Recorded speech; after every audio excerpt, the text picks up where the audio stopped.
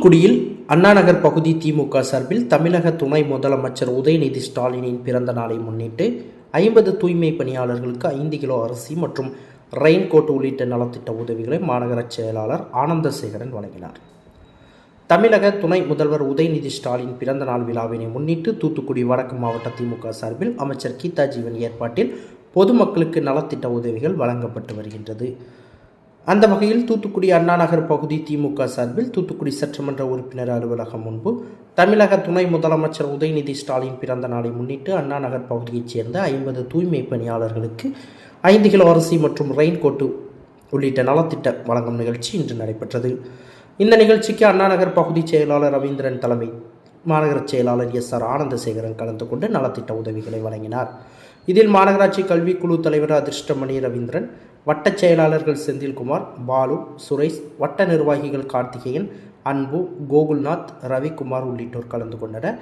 இந்த நிகழ்ச்சிக்கு வருகை தந்த SR ஆனந்தசேகரனுக்கு கட்சி நிர்வாகிகள் சால்வை அணிவித்து வரவேற்பளித்தனர்.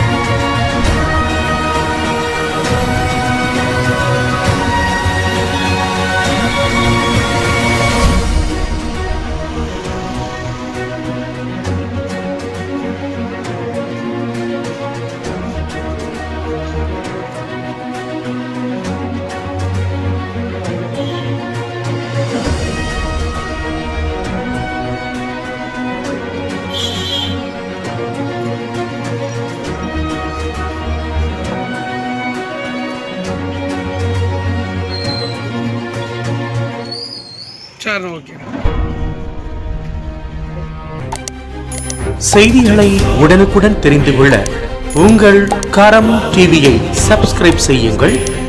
அதோடு பெல் பட்டனையும் கிளிக் செய்யுங்கள்.